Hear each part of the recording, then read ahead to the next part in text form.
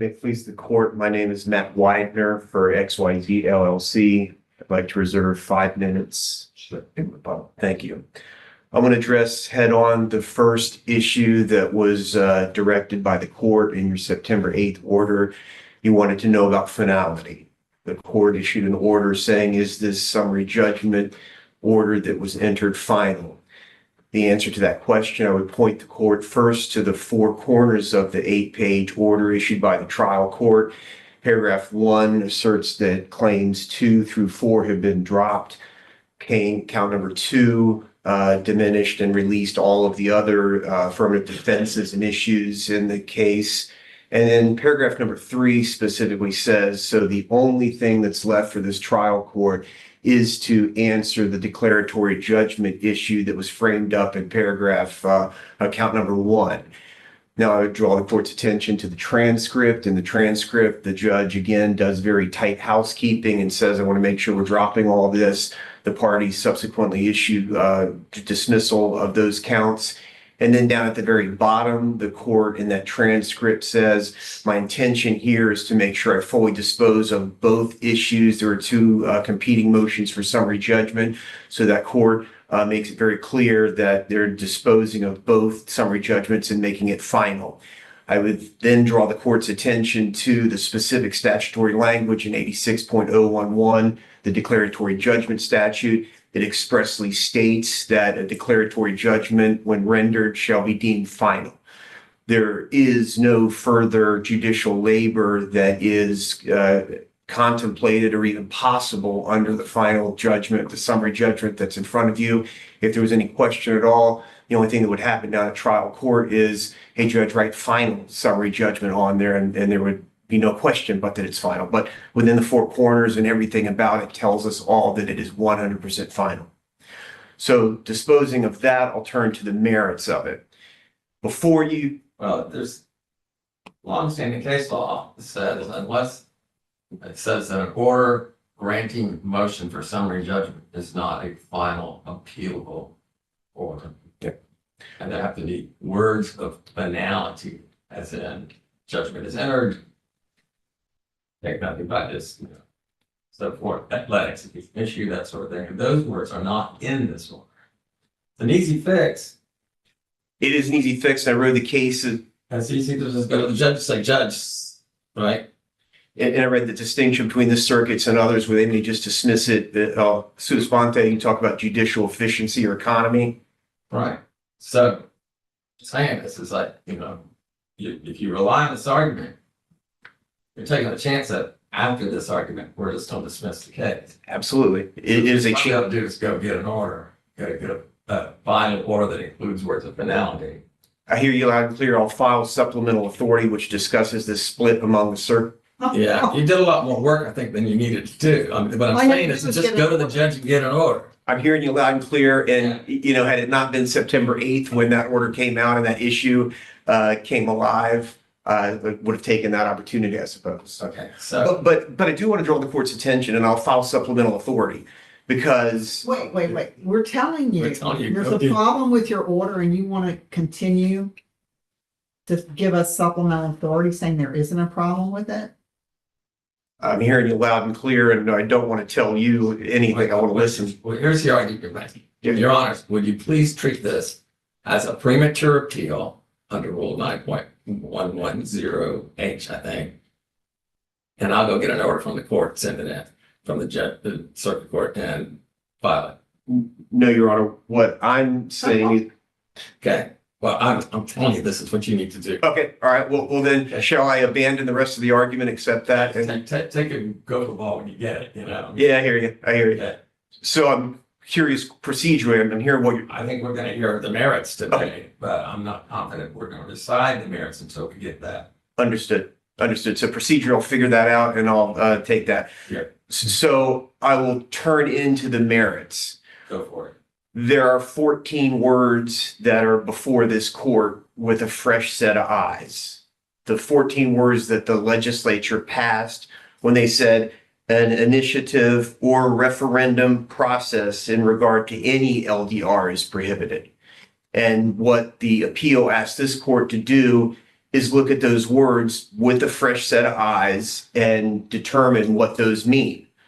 I don't think that there is any real question, but that what the legislature, the lawmakers intended to do when they passed those words were to prohibit cities, in this case, the city of St. Petersburg, from doing exactly what they did here, which was to conduct a process, an initiative, and a referendum that affected land use. There's in fact stipulation that this was a land use change. But at best, the result is just advisory. It is absolutely not advisory. We quote in our brief, there is a specific trigger that when the application files, no permit shall be issued. That's an important point that we cite in the brief because the city makes this argument, says, hey, this is just advisory. It's just a quote survey. They came up with that along the way. But the issue is the moment that application is accepted, 16.07025 says no permit shall be issued. Hard stop, number one. Number two, it's not advisory because if they don't get to 51 votes, then it doesn't go forward. Number three, this doesn't go forward, the stay on permits would expire, would it not? It's interesting. It doesn't specifically say because the ordinance says when an application is deemed submitted or approved and complete, then permit stops, then goes to the next step of the ballots being issued. I guess there's a process after if they don't get to 50 votes, then it terminates. But the point is during that long period of time, it's real. It's not just advisory. They came up with this concept that it's advisory in response to. And were you prevented from? Did you try to, or were your client prohibited from getting a permit while this process was in play? Absolutely. Did I try? No, but it's hard, fast, black and white. No permit shall be issued. And the point is that this is substantive property right? So the moment this process starts, boom, right slammed into the brick wall. What this court has to do is look at the prior version of statute. What does it say? It says an initiative or referendum with regard to an order is prohibited. That made it very final. That made it very specific, right? What did they do? They opened it up and expanded it. The legislature said an initiative or referendum with regard to any process is prohibited. Any process. We focus on this word. No, it's an initiative or referendum process. Right. In regard to any development order is prohibited. That's right. And again, we're stipulating that this is a land development regulation. Okay. So while we fixated on initiative or referendum, I think it really is any in process. How much more broad do the words have to be? Some legislative drafters sitting up there and they're trying to say to cities, hey, stop this. Stop this concept of petitions and plebiscites coming in and stopping development. Well, are you then helped if I go to sub E? It's apparently the legislative intent that initiative and referendum are prohibited. So I have A that talks about a process. I have E, which eliminates the word process and talks about prohibiting initiative and referendum. Yeah, I'm fixated on those 14 words, A, which expressly prohibit a process. Changing from order in Palm Beach and Archstone, the other ones where it was this more narrowly defined, when you get to the end of it, and then the legislature said, no, you can't do that. The legislature, you look at the legislative history and they quote all those examples, St. Pete Beach and Venice and Pinecrest. Each one of those examples say, hey, somewhere along the way, this process started, initiative or referendum, and that interfered with development. So when the legislative analysis is telling us, here's what the problem is.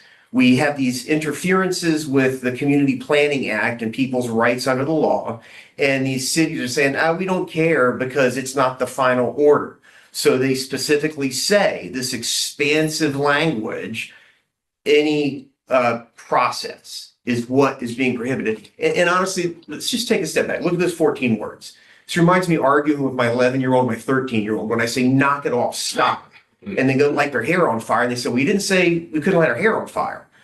I said, stop. What did Tallahassee tell us on July 1, 2023? They said to municipalities, stop the process of the mob or the plebiscite or voters coming in and interfering with the established land development regulations. Well, what's your response to the notion a referendum or initiative general understanding would contemplate the participation of all electors? And here what we're talking about is whatever we want to call it, it's basically just the parcel owners who are going to weigh in on whether they want a historic designation. Does that make it, how does that, if at all, make a difference? I don't think it makes a difference at all because there is this ballot process of a defined subset of individuals that are impacted by this. I don't think it matters if they said, hey, we're going to have all of the residents within the city vote on this. Here's the ballot for every resident of the city. I just don't think that matters. And it's not necessarily every elector within the designated area either. It's just the parcel. And this is the problem with the second part of the argument that I could get to with regard to election. This concept of elector, that's not what the legislature was focused on. The legislature said, stop petitions, initiative, referendum. Stop the interference of voters with the Community Planning Act, with the land development process. Okay. Couldn't you just characterize what this ordinance requires? Essentially a poll. No, and here's why. Look at the complaint. The complaint shows you ballots. Ballots, ballots is how you respond to the poll. Were these ballots binding? Yes, Binding on the city, or the city have to have these 50% plus one as a minimum requirement to go forward. absolutely. Here's the But critical. you just answered it two different ways. I said, was it binding? You said yes. Or was it necessarily this was just a minimum requirement to go forward? And you said absolutely. So which is it? I think it's binding when it reaches 51, then they go. So the city has to go forward, or the city then can go forward? The city can go forward, and it's binding. If they don't get the 50, then it's dead. Okay. But the critical thing is, again, look at the complaint where we actually have those ballots in there. They specifically designate these things as ballots. And another troubling thing about this is They could have designated them as a form to fill out. That's kind of what a ballot is, right? survey. If it was a survey, call it a survey. But the problem is If that they use the word survey, we wouldn't be here. no, we'd still be here because it still violates. And we're playing the semantic game like my 11 and 13-year-old. That's what it seems like. Yeah, because It's a game, but when in fact, what it is not a vote that requires a historic designation. so back to our job. 14 words. What did the legislature say? The legislature said, stop the initiative or referendum process that impacts land use. And these ballots that go out that have a clearly defined population. To your question, is it all the voters? No, it's worse than that. Because in this particular case, there is a explicitly defined record of 146 ballot recipients. We're sending out to 146 people. And we as the government are going to keep record of how you vote coming back in. So they know whether parcel number 1 voted yes or didn't return the ballot, and therefore no. Another troubling component of that, which is the fact that unlike a private voting booth where you go in there and nobody knows what your vote is, this ballot goes out with my name on it, with the identity on it, and it comes back in. And if your name and identity isn't reflected on there as a public record, the ballot doesn't count. So they're keeping a record, they're keeping a tab, they're keeping score. This, Go ahead. okay, so that's a critical issue with these ballots. And that's But important. they don't, even if you get 50% plus one, they do not obligate the city to do anything. No, but it starts the process. And again, But to your point about, it's not a secret ballot. Well, I get these at my house, a notice of a zoning hearing, right? Somebody wants to change their zoning, and I can go object. So I can't do that anonymously, can I? I have to go to the meeting and fill out the form, say who I am, stand at the podium, and say I object. I think you can do it anonymously, but in this We're particular, gonna go secret phone call. sure, coming by Zoom, but literally you can't. Again, the troubling, You're at your 5 minutes left, so use them as you wish. All right, I'll be real quick then. This issue of election verse in the order. So paragraph 22, there just pops into this order, this concept of election. And we don't understand where this comes from. It's completely superfluous, but I quote all the cases in there about the issue of a fact that's tried without the consent of the party. You don't even know anything about it. 2 separate times in there, he says, neither party briefed this. So we quote all those cases, Universal and Canon, that talk about issues that neither party is prepared for, and it being a violation of due process rights for the judge to make a decision based on something that's not before the court. 1.510 says the grounds must be stated with specificity. They're not stated with specificity because the court just picks this up on its own. In my way of thinking, it's sort of a corollary to the preservation of appeal argument, because if we don't preserve something and we come in and try to come to the appellate court, it's not preserved. Well, here's the judge coming in with something that's not preserved because it's not raised, and here we are seeking to defend it. So with that, I'll close and reserve a couple minutes. Thank you. Yeah, 4 minutes left. Thank you.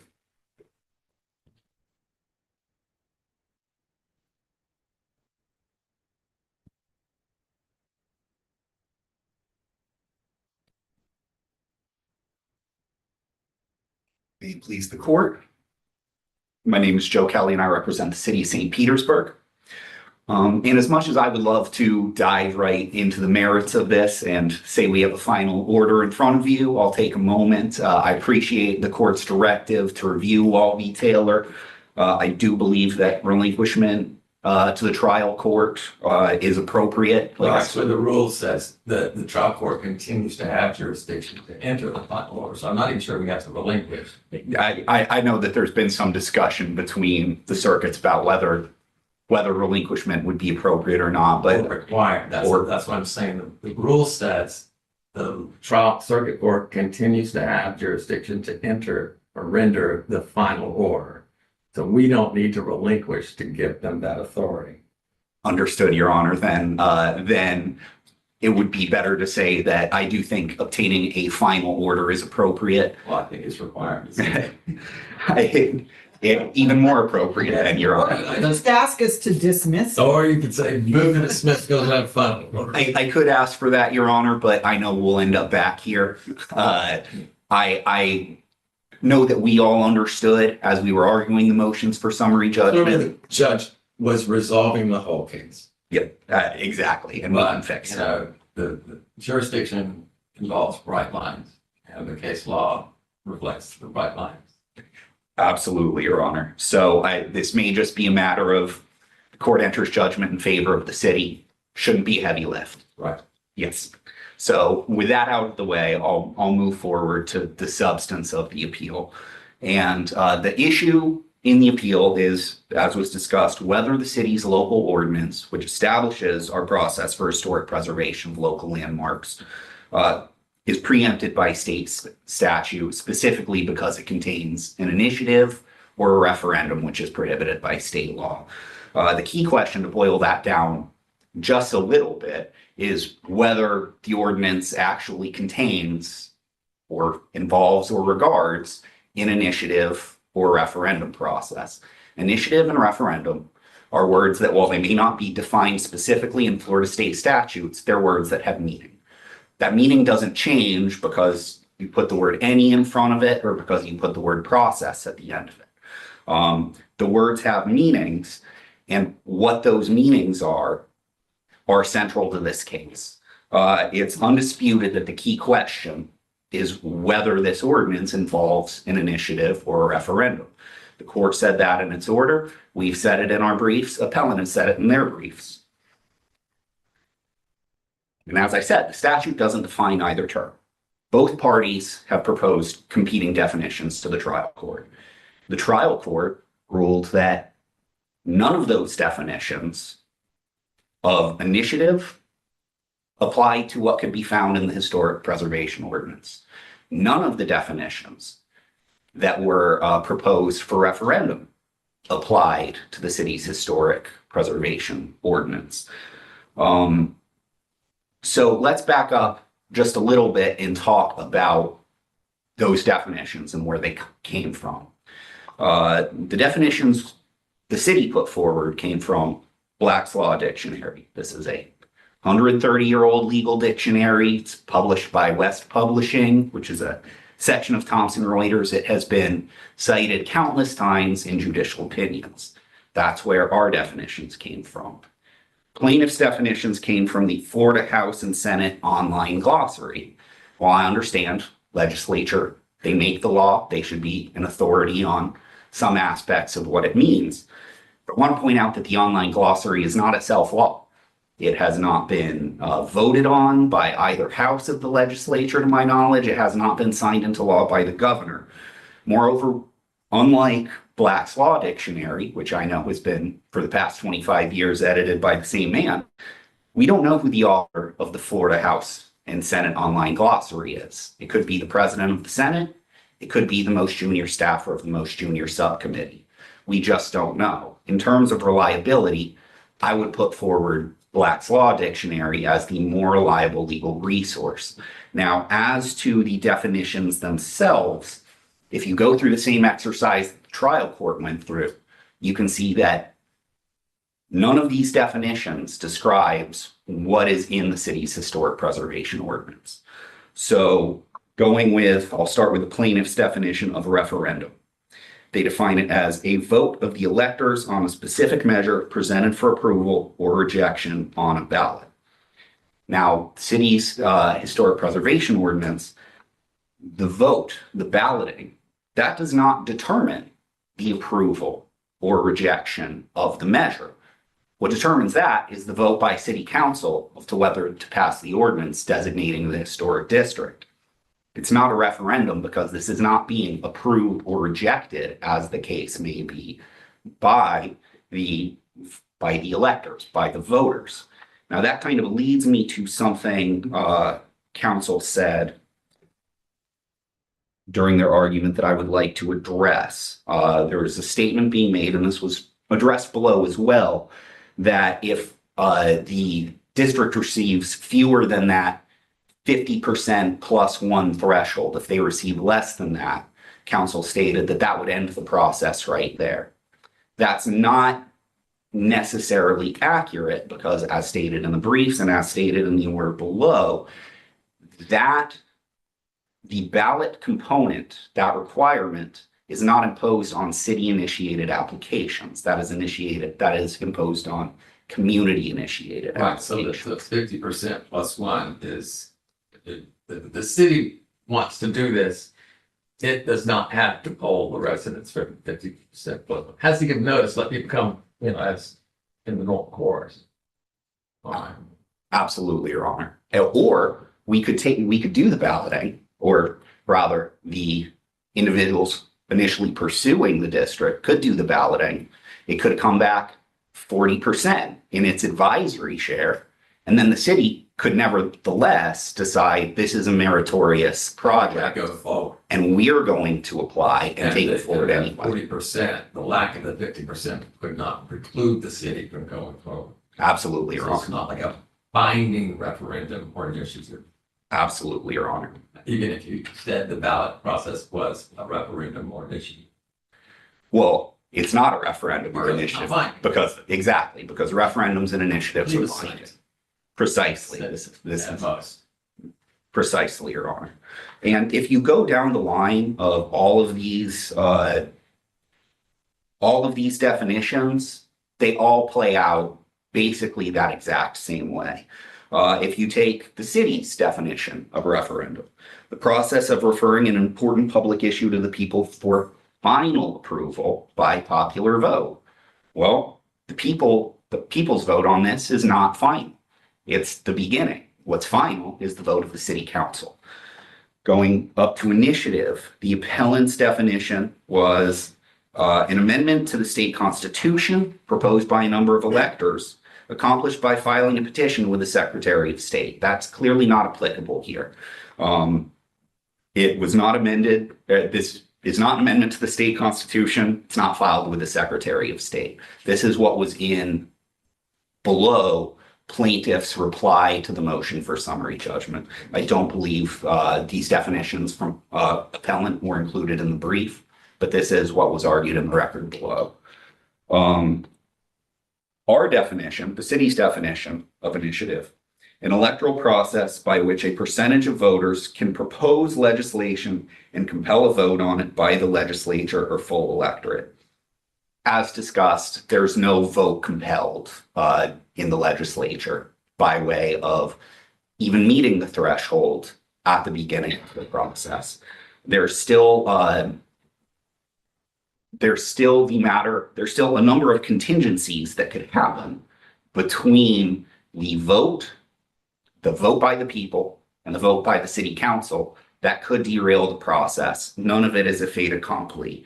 One thing I'll point out is that even upon meeting the threshold of the voters, the application still needs to be turned in within 6 months. The application might not be submitted. It might not be submitted timely. Even if submitted timely, it might not deemed complete because there's another part of the process for staff review of a completed application, which brings me to another thing that council stated in their oral argument. Council, I believe, stated or at least implied that upon ballots being issued to start the historic designation process, that no permits would be issued within the district.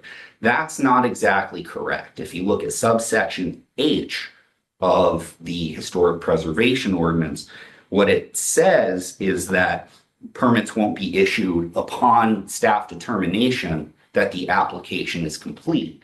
So that's another reason why this potential lag between the balloting of the property owners and the submission of the application is important to keep in mind. The ballots have no effect on the issuance of permits, whether it meets the 51% or 50% plus one threshold or whether it doesn't. What starts the non-issuance of the permits is after the actual application is submitted with that evidence of the 50% plus one rather. And at that point, permits will no longer be issued. But the ballots themselves don't affect that. They have. I want to be clear. So the fact that somebody is asked for this process is not going to prevent Mr. Weidner's client from getting a permit. Hypothetically, Your Honor, as I understand it, Mr. Weidner's client no longer owns the property in question. But yes, theoretically, if someone starts that process. I'm talking about having to wait until there will be a moratorium 6 months after the ballot. If there's a 50% plus one. No, there's not a moratorium, but they have 6 months to submit the application. If they don't submit it within 6 months and they still want to go forward, now they have to do their balloting all over again. Okay. But at the 6 months, if the application is filed within that 6 month period, it is then the permits will not be issued. That is correct, Your Honor. Thank you. Yes. And yeah, so I mean, what this comes down to, frankly, is the state law preempts us if we include a referendum or an initiative in a land use regulation. This is a land use regulation. If there's no referendum and there's no initiative, then there can and should be no preemption.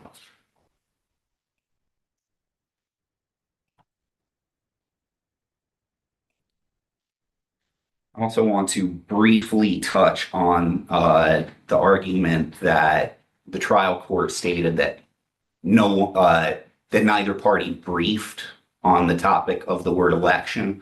I argued in my briefs. We did in other sections of the motions brief on the word election. But moreover, I don't think that's quite a proper characterization of how the trial court put it. The trial court put that we had not provided legal authority, that we had not provided applications of the word election. I don't think he went so far as to say we weren't prepared. We didn't know that this issue was an issue. The order did not go that far. So I did want to make that point. I will conclude by discussing a point that was cited, or a case that was cited in both of our briefing materials, which was Preserve Palm Beach. I think that case illuminates both the stakes and the issues at play.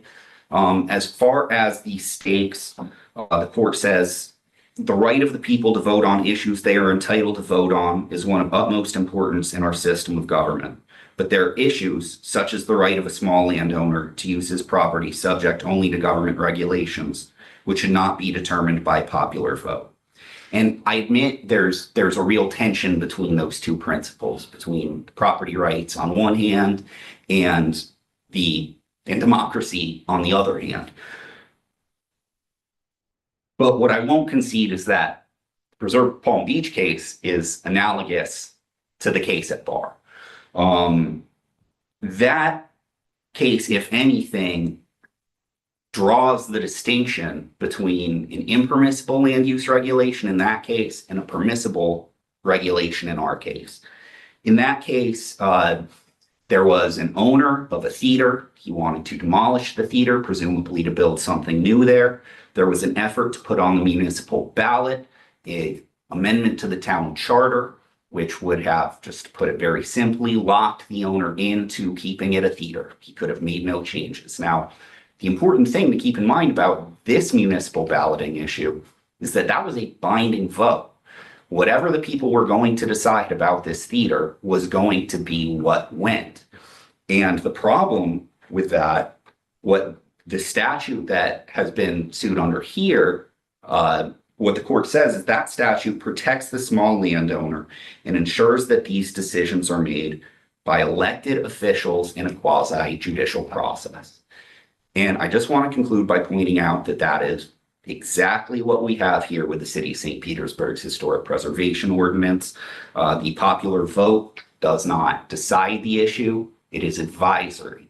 It lets the elected officials take the temperature of the affected residents. It is a starting place, but at the end of the process, the decisions are made by elected officials of the municipality in a quasi-judicial process, just as the legislature intended. I'd ask the court to affirm the judgment below. Thank you. Thank you, Mr. Gelb. I'd like to thank my friend for several statements in there that when you go back and read the transcript or listen to it, I want you to think about. I wrote down where he said, the statute would prohibit initiative or referendum. But right, that's exactly the point. Then dealing with this issue of the permit issuance, right there in the brief, when a complete application has been submitted, no permits shall be issued. And they have up to 6 months to submit the application. So ballots go out, boom, application could be submitted the next day. This was a couple days afterwards, and then boom, that hard stop has been issued. So that's the issue of harm immediately. I want to draw the other distinction and talk about, hey, the city council could just submit something. Well, that's not what we're suing under. That's not what we're saying is wrong. That silo, that process where city council can pop an application out there.